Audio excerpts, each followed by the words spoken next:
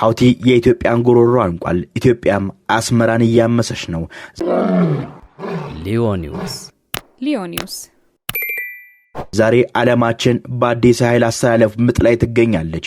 የቀድሞ ስርዓት ምሰሶች ተነቃንቀው ምድር በእሳት አሉሎ እየተናጠች ነው።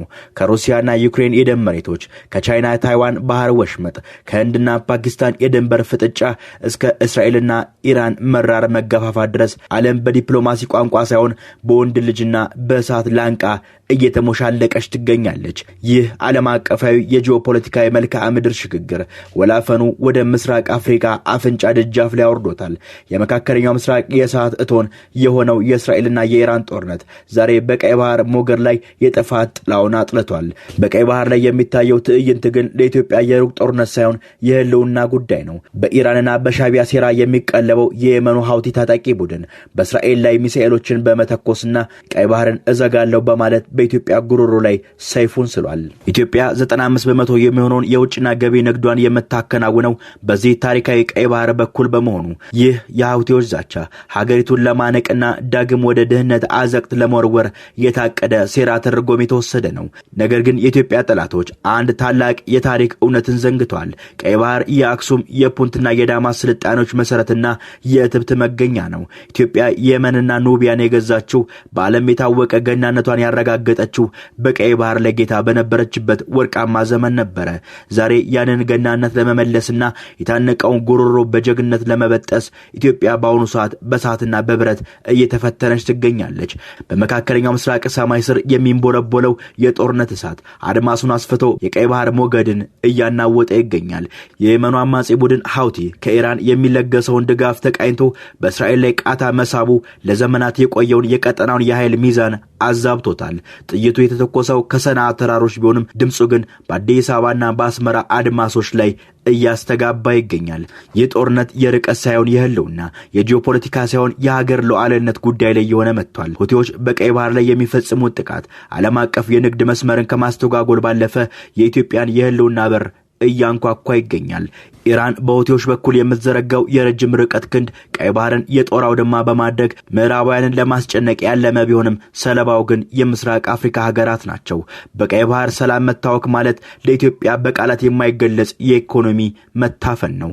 ወደ 95% የሚጠጋው የሀገሪቱ ገቢና ውጭ ንግድ በዚህ ጠባብ መስመር የሚያልፍ በመሆኑ የሁቲዎች ድርጊት የኢትዮጵያን የትንፋሽ ቧንቧ እንደ መዝጋት ይቆጠራል። በዚህ የተወሳሰበ የፖለቲካ ድራማ ውስጥ የኤርትራ መሪ ኢሳያስ አፈወርቂ ሚና በብዙዎች ዘንድ በጥንቃቄ እየተጠበቀ ይገኛል። የሁቲዎች የጦር መሳሪያና የሎጂስቲክ ድጋፍ ምንጭ ከኢራን ተነስቶ በቀይ ባህር በኩል ወደ የመን ሲሻገር የኤርትራ ወደቦችና ስልታዊ ደሴቶች እንደ መሸጋገሪያ ሲያገለግሉ ኖረዋል።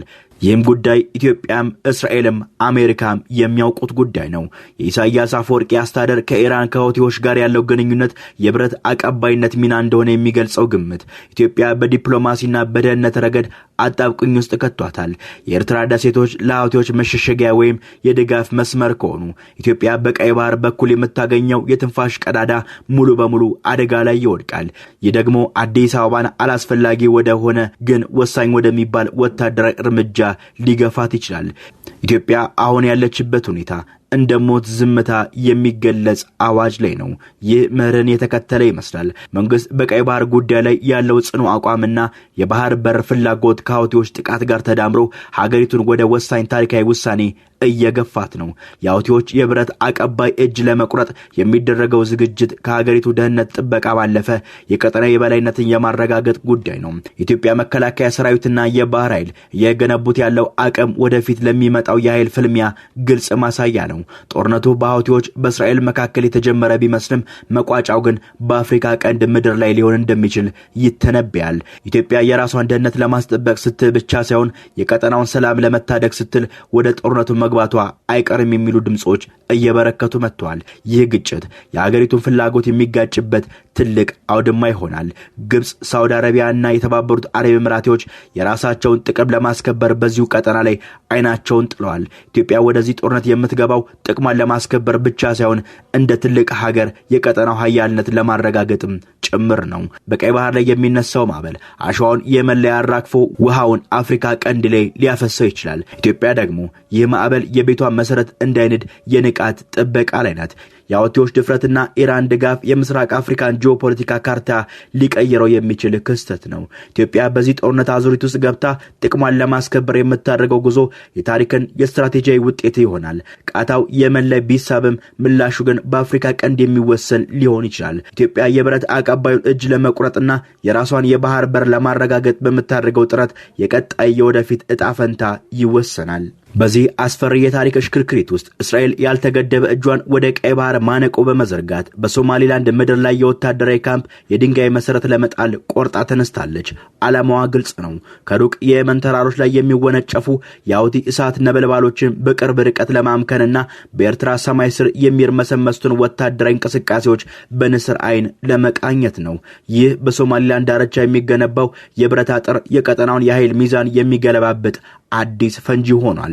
እስራኤል በቀይ ባህር የኢራን እጅ ለመስበር ከኢትዮጵያ ጋር ወዳጅ በመሆን ለሶማሊላንድ የሀገርነት ዕውቅና መስጠቷ በሞቃዲሾ ቤተ መንግስት ውስጥ ታላቅ የቁጣ እሳትን አንድዷል። በታሪክ አውሎ ነፋስ ውስጥ ያለፈችው ሞቃዲሾ ዝምቷን በቁጣ ሰብራ ግዛቴ የባህር ጦር መፈራገጫ የሌሎች ጦርነት መጫሪያ አትሆንም የሚለውን የሉዓላዊነት ጩኸት እስከ ቀይ ባህር ማዕበል ድረስ እያስተጋባችው ትገኛለች። በሌላ በኩል የኢትዮጵያ ጠላቶች ከበባውን አጥብቀዋል።